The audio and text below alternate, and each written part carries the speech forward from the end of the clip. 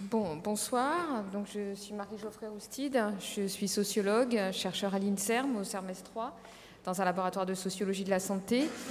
Et donc en fait on m'a demandé donc je remercie déjà MDM de m'avoir invité dans cette session. Et en fait on m'a demandé de présenter un travail en cours que nous faisons au sein de mon équipe de recherche sur l'accompagnement et l'éducation aux risques liés à l'injection et sur la question de la place des savoirs profanes et des enjeux de la recherche communautaire. Et donc c'est un projet de recherche que nous allons démarrer véritablement en octobre 2015, mais pour lequel nous avons fait une phase exploratoire de 6 mois, j'y reviendrai tout à l'heure, et qui est un projet de recherche financé par SIDAction et qui se fait en collaboration avec Marie Debru de Médecins du Monde. Ah ben je peux pas... Ici, en bas. Là. Ah, c'est celle-là, d'accord. Normalement. Voyons, est-ce que ça marche? Non, ça marche pas. C'est ton ordi, ça, ou pas? Non, non, c'est pas mon ordi. Tu peux venir nous aider, s'il te plaît? Parce qu'en fait, on n'arrive pas à passer à la suivante. Oui. Comment on enlève ah, ça? bah, ou alors je vais faire comme ça, hein, sinon, mais... Mais sinon, tu fais ça, non? Non, ça marche pas. Ah, bah, je ferai comme ça. Obligé, ok. Ouais. D'accord, ok. Donc, d'abord, quelques éléments concernant le contexte épidémiologique de la recherche. Donc, qui sont issus des données de l'enquête Coquelicot, qui sont des données qui ont déjà été publiées. C'est les dernières données épidémiologiques.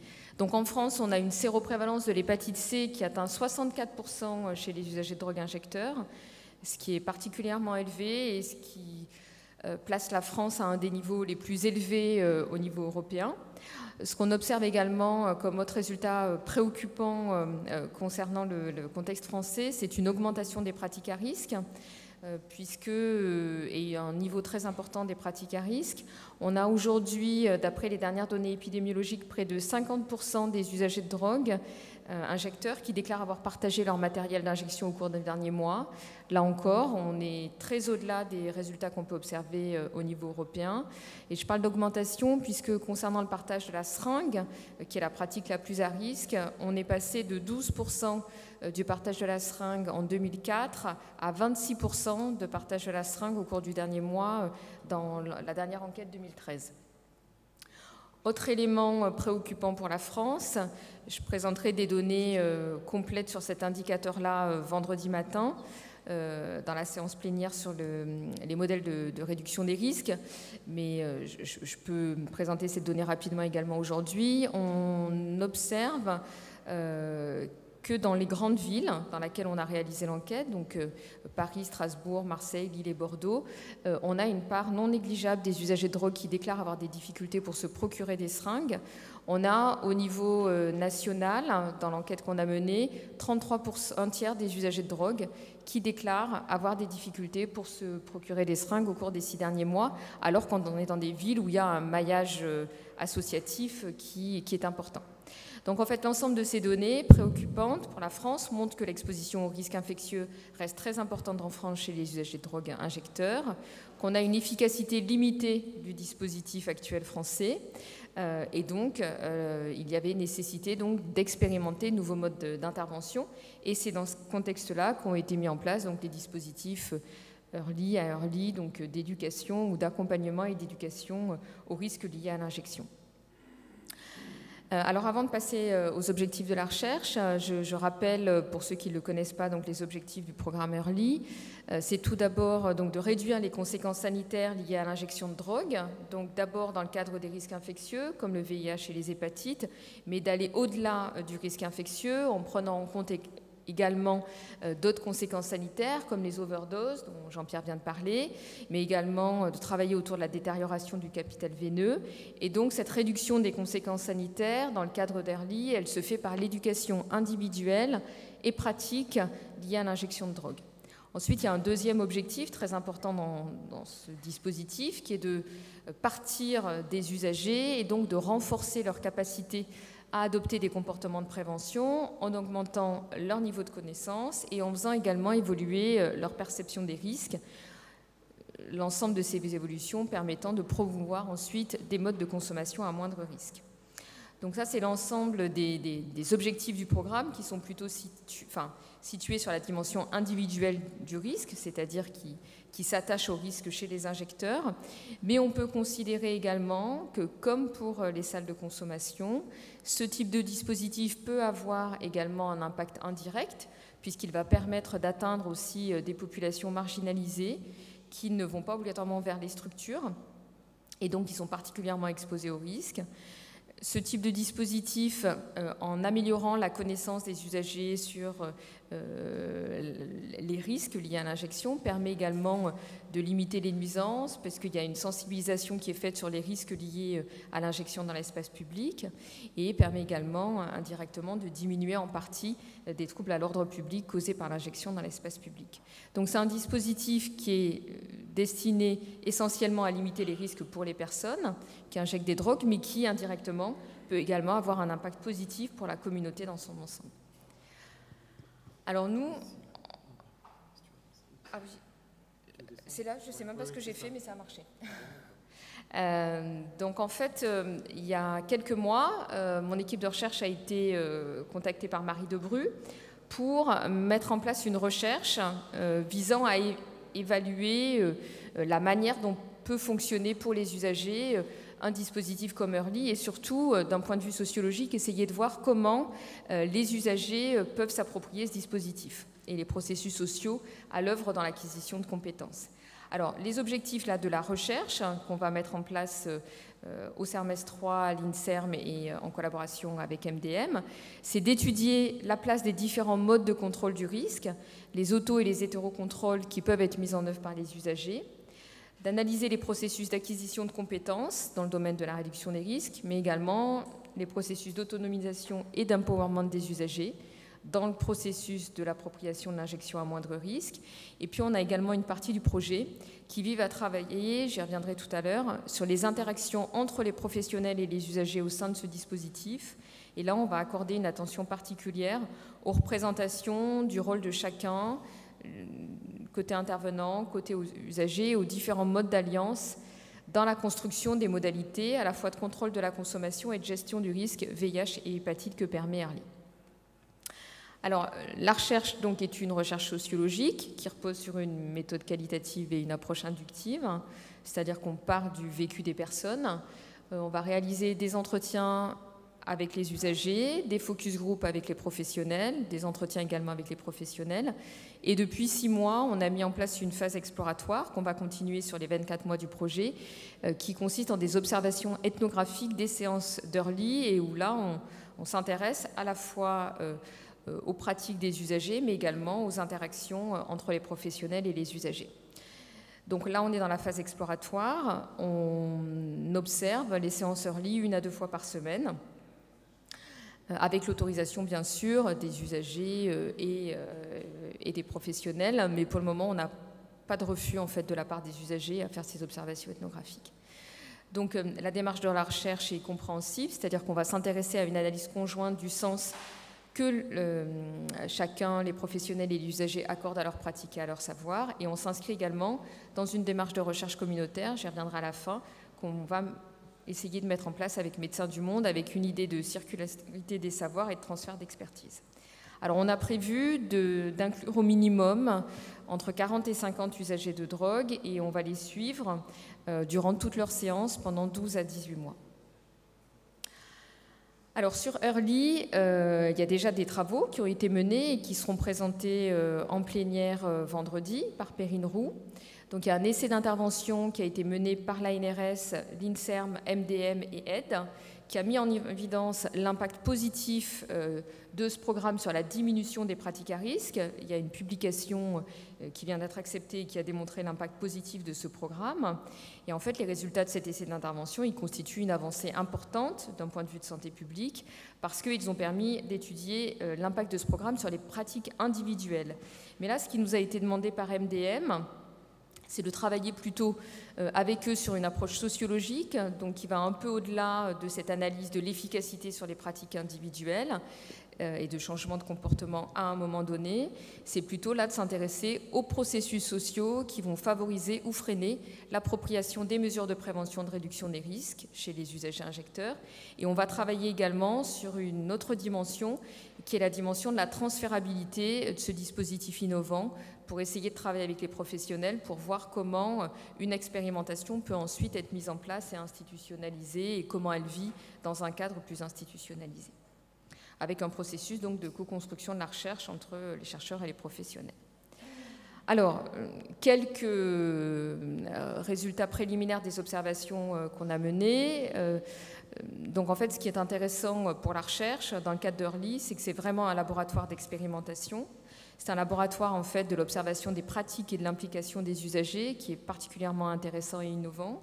Donc ce qui se passe concrètement, donc lors de la première séance, l'usager va remplir un questionnaire avec l'intervenant afin que l'intervenant puisse connaître les pratiques profanes et l'environnement social dans lequel vont se pratiquer les injections.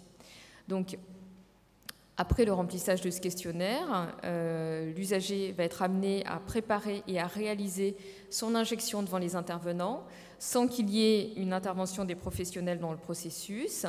Et c'est simplement après la première séance qu'un bilan est partagé et réalisé entre les professionnels et les usagers.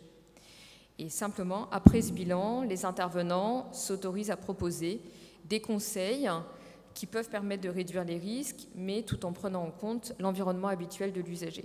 Ce qui est intéressant d'un point de vue sociologique, j'y reviendrai tout à l'heure concernant Early, c'est que, en tout cas ce qu'on a pu observer pour le moment, même si c'est compliqué, c'est que du côté des professionnels, il n'y a absolument pas la volonté d'imposer une norme sanitaire. C'est vraiment de partir des pratiques profanes des usagers, même quand elles vont à l'encontre des normes sanitaires, et d'essayer de travailler sur comment on peut s'approcher de la norme sanitaire, mais tout en respectant l'environnement social de l'usager. Alors les séances suivantes après la première séance vont s'effectuer dans un cadre beaucoup moins formalisé. Ce qui est intéressant également, c'est que, contrairement à ce qui peut se passer dans le cadre de la réduction des risques de manière générale ou dans le cadre de la prise en charge des addictions, dans le cadre d'Early, toutes les séances sont réalisées par un binôme intervenant. Un intervenant est a priori jamais seul, il y a toujours un bénévole avec lui ou deux intervenants avec les usagers pour qu'il y ait un contrôle informel, d'une certaine manière, du regard de l'intervenant. D'où, ce qui est intéressant pour nous, une pratique qui se rapproche de la recherche chez les professionnels d'Early, c'est-à-dire une volonté toujours d'avoir une réflexivité sur leurs pratiques. Alors, les nouvelles séances, en fait, vont ensuite être l'occasion de proposer à l'usager d'expérimenter de nouvelles pratiques à moindre risque avec l'aide des intervenants, si l'usager le souhaite. Et donc, Early va représenter alors un espace de consommation où les usagers peuvent sortir de leurs pratiques habituelles, en mettre de nouvelles en œuvre et surtout prendre confiance vis-à-vis de ces nouvelles pratiques. D'un point de vue sociologique, on peut considérer qu'Early est une forme d'expérimentation idéale typique de la réduction des risques, puisqu'elle reprend l'ensemble des principes au cœur de la réduction des risques, qui sont pas de jugement sur la pratique d'usage, une implication des usagers, une prise en compte de l'environnement de vie des usagers et une confrontation du savoir profane et du savoir professionnel sans chercher à imposer l'un par rapport à l'autre. Alors, les résultats des premières observations mettent également en évidence comment Early va permettre aux usagers d'évoluer d'une position d'usager vulnérable, c'est-à-dire dit à risque d'exposition, qui est habituellement perçu comme un récipiendaire passif des messages de prévention, à un sujet autonome et engagé, qui va être capable, en tout cas au moment des séances, d'adopter un regard réflexif sur sa pratique afin de gérer les risques dans son environnement. Et un des enjeux du programme, c'est également de réintégrer la place du plaisir dans la pratique de réduction des risques et de concilier, comme je l'ai dit tout à l'heure, les normes sanitaires et les normes profanes. Toutefois, ce qui est intéressant également pour nous, c'est que dans la réalité, les choses sont aussi souvent plus complexes que ce qu'on prévoit. Et ce que nos observations mettent en lumière, c'est que les intervenants peuvent être confrontés à des négociations un peu difficiles, qu'ils doivent mettre en œuvre avec leur propre savoir, qu'ils ont pu acquérir durant leur formation professionnelle, donc leur propre savoir qui renvoie à des normes professionnelles, pour trouver une position et un discours juste.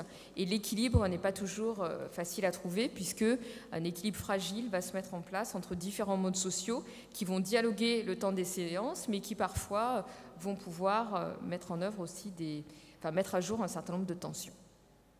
Alors en conclusion, sur la question de la recherche communautaire, de la démarche communautaire et de la recherche sociologique, c'est ce que je voulais dire pour terminer, c'est que, et c'est un des sujets sur lesquels on veut travailler dans le cadre de cette recherche sociologique early, c'est qu'en fait ce qu'on voit depuis quelques années en France, c'est que la recherche communautaire est actuellement très souvent invoquée comme une plus-value dans les projets de recherche. Et elle est surtout utile, au bout du compte, aux chercheurs qui vont pouvoir mettre en évidence qu'ils font de la recherche communautaire, sans toujours questionner, en fait, les enjeux de savoir, de pouvoir et les tensions que cette recherche communautaire peut révéler. Par ailleurs, la recherche communautaire est souvent présentée comme une manière unique de fonctionner, alors que c'est un concept tout à fait mouvant qui peut prendre différentes formes. Et nous, en tout cas, dans le cadre de ce projet avec MDM, ça nous semble important de s'interroger sur ces questions-là. Est-ce qu'on fait de la recherche communautaire quand on implique simplement une association ou des associations qui représentent les usagers? Est-ce que ça nécessite, à l'inverse, d'impliquer directement les usagers ? Puisque dans la plupart des cas, la recherche communautaire en France se fait plutôt avec une implication des représentants des usagers à travers les associations. Comment vont se déterminer ces choix et quelles vont être leurs implications? On va s'interroger aussi sur la manière de la co-construction des savoirs, en se demandant si faire de la recherche communautaire, c'est juste discuter des résultats de la recherche ensemble, ou si ce n'est pas plutôt contribuer à l'ensemble du processus, des objectifs, de la méthodologie de recherche, et puis de proposer également une approche réflexive mutuelle, c'est-à-dire que les professionnels, bien sûr, s'interrogent sur leurs pratiques, mais et à travers le regard des chercheurs, mais également que les professionnels puissent avoir un regard sur la pratique des chercheurs. Et donc, un des objectifs de la recherche sera aussi donc de nous interroger avec MDM sur la manière de construire cette démarche de recherche communautaire au sein de notre projet de recherche, mais plus globalement, une analyse de ce qui peut être produit en France et à l'étranger, en mettant en évidence, bien sûr, les apports de la recherche communautaire, mais également les tensions et les ajustements nécessaires pour que chacune des parties, professionnels, chercheurs et également usagers, puissent s'y retrouver. Donc, je vous remercie.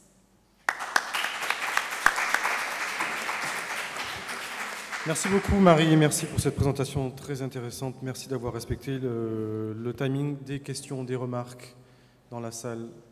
Allez-y. Oui, une question là-bas, le micro. J'arrive pas à sortir. Merci. J'ai peut-être pas entendu, mais je voulais savoir si, qui sont les intervenants en fait qui chapeautent les séances, est-ce que ce sont toujours les mêmes professionnels? Est-ce que ce sont des professionnels du champ indicto, qui bossent en XAPA, CARUD? Alors, dans le programme de Médecins du Monde, vous avez Marie Debru, donc, qui est pharmacienne, qui s'occupe de ce dispositif Early. Pendant plusieurs années, vous avez une infirmière qui était impliquée dans le programme et qui a contribué à la construction de ce dispositif, et puis un animateur de prévention. Là, il y a une nouvelle équipe qui est en cours de recrutement actuellement, et puis il y a surtout énormément de bénévoles. D'ailleurs, je crois qu'il y en a dans la salle, Gurvan, donc, qui est infirmier. Donc en fait, les professionnels sont issus d'horizons variés. Je pense que le point commun qu'il y a entre tous ces professionnels, c'est surtout d'arriver avec une approche véritablement non jugeante sur la pratique d'usage et même sur la question des normes sanitaires, parce que le non-jugement vis-à-vis de l'usage de drogue, normalement, c'est un prérequis pour la réduction des risques, mais le fait d'arriver à mettre à distance son savoir professionnel acquis durant la formation, ça, c'est véritablement une spécificité d'Early, en tout cas dans ce qu'on a pu nous observer. mais donc avec des bénévoles qui sont issus de tous horizons, hein.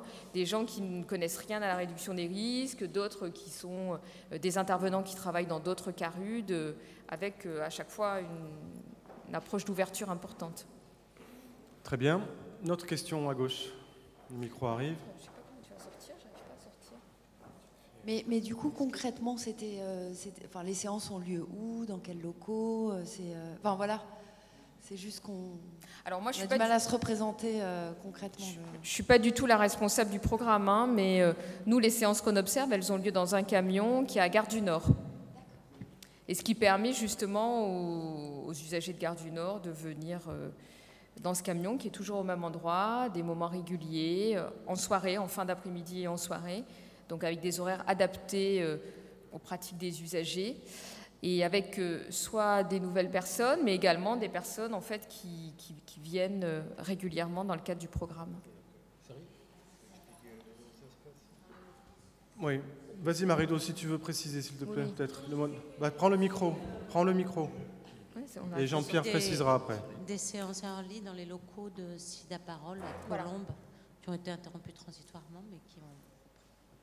Oui, d'ailleurs, un des objectifs du programme, c'est de pouvoir comparer également comment un dispositif innovant comme Early peut être mis en place dans deux contextes très différents, qui sont celui de la Gare du Nord, avec des usagers très diversifiés, mais plutôt des consommateurs des injecteurs de sulfate de morphine, et puis un public beaucoup plus âgé, beaucoup plus profil héroïnomane des années 80, enfin pour ceux qui ont survécu, à SIDA Parole.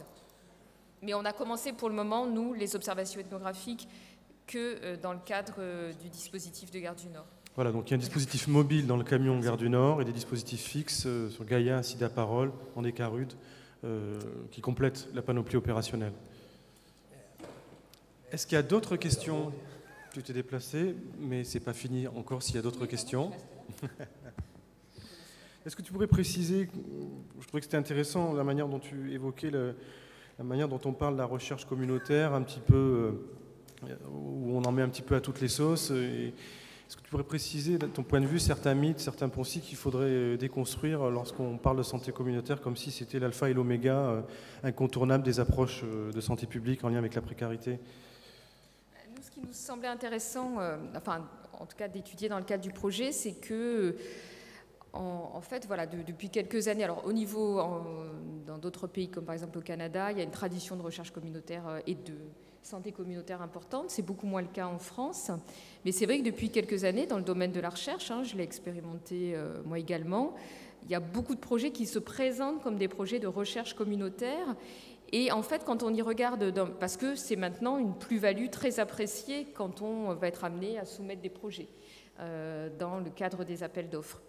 Mais en fait, quand on y regarde d'un peu plus près, parfois on a l'impression que c'est plus un aspect esthétique d'une certaine manière, une plus-value esthétique, et que dans les faits, la recherche communautaire, parfois, elle va se réduire à l'implication d'une association, par exemple, dans le projet. Alors que quand on fait de la recherche, on implique les associations dans le projet. Et donc, en fait, donc ça, c'est le premier point, ce que j'évoquais tout à l'heure. Moi, je défends plutôt une approche de la recherche communautaire, qui serait une approche communautaire où on va impliquer aussi les usagers, c'est-à-dire directement les bénéficiaires, parce que les représentants, généralement, ne représentent qu'eux-mêmes, ils se sont institutionnalisés, ils sont parfois d'ailleurs très proches des chercheurs ou des professionnels. Et donc là, ce qu'on va essayer de voir, c'est comment on peut faire de la recherche en impliquant aussi directement les usagers dans le cadre de ce processus. Et puis le deuxième point, c'est également que dans le cadre de la recherche communautaire, on présente les choses généralement de manière assez lisse, c'est-à-dire uniquement les apports de cette recherche communautaire, les bénéfices qu'on peut en tirer. Mais quand on fait de la recherche communautaire, ce que j'évoquais tout à l'heure, il y a également des tensions au niveau, et qui sont des tensions de la vie, qu'on peut observer également dans les structures, sur comment on définit la place et la position de chacun, qui ne sont pas toujours suffisamment explicitées, mais qui, dans le cadre de la présentation des projets de recherche communautaire qui peuvent être faits, sont rarement mis en avant. On met en avant les succès, mais on ne parle pas des difficultés et des enjeux de pouvoir auxquels on peut être confronté dans le cadre de ce projet. Donc on aimerait, en tout cas, nous réfléchir sur ces questions-là, à la fois dans le projet, mais un petit peu plus largement. D'accord, donc pour une approche vraiment communautaire alors. Pour une approche en tout cas réflexive de ce que peut être l'approche communautaire.